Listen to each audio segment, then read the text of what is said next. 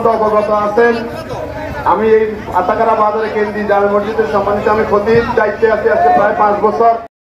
কারো যদি কোনো কম থাকে তাহলে বলেন, মনে কোনো কষ্ট রাখবেন না, ওনার জন্য ওনার রোহের মাগফিরাত কামনা করবেন।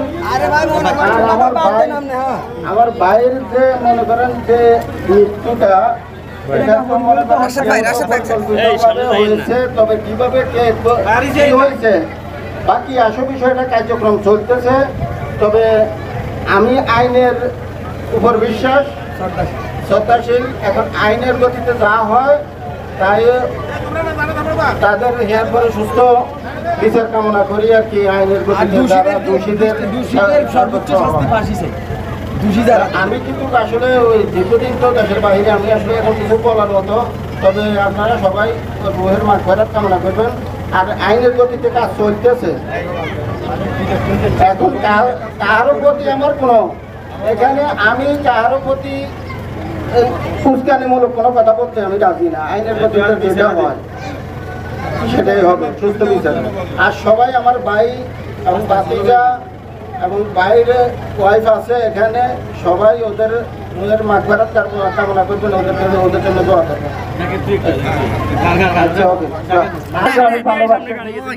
আমরা জানি, কিন্তু আমরা অনেক খুশি হয়েছি আপনারা আসছেন আমার ভাইয়ের সেই বিদায় দেওয়ার জন্য।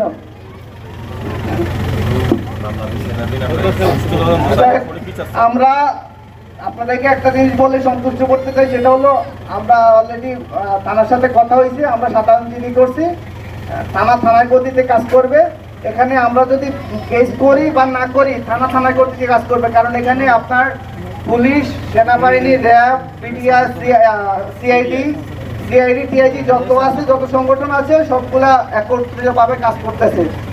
কালকে আমরা অনেকক্ষণ থেকে থানায় ছিলাম, ওনার সাথে কথা বললাম।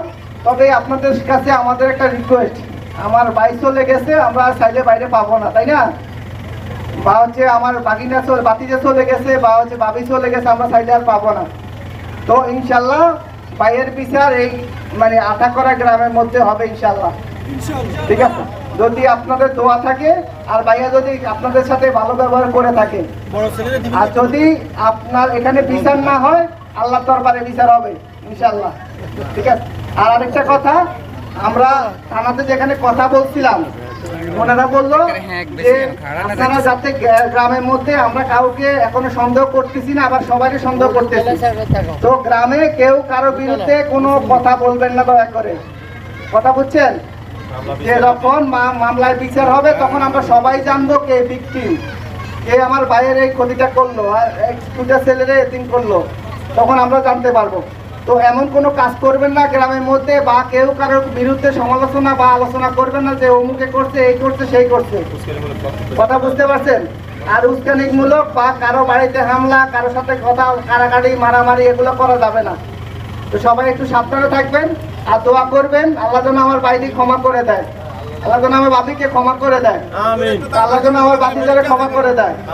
আর আপনারা যারা এখানে আছেন সবাই হচ্ছে ধরেন আমার এলাকার লোক, থানার লোক, বা হচ্ছে জেলার লোক বা বিভাগের লোক। তো আমার ভাইয়া যদি কারো কাছে কোনো পানা টানা থেকে থাকে, দয়া করে আমার বড় ভাই আছে, আমরা আছি, আমাদের সাথে যোগাযোগ করবেন। ইনশাল্লাহ আমরা চেষ্টা করব আপনাদের পাওনা দেওয়া পুঙ্খানুপুঙ্খভাবে পরিশোধ করতে।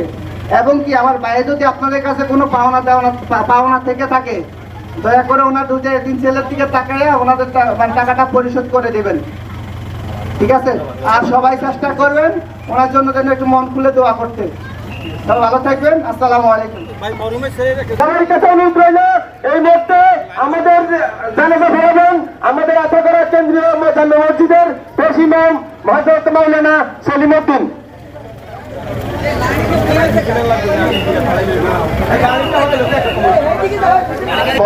মনের মানুষ ছিলেন, উনি এলাকার সকল মানুষ ওনার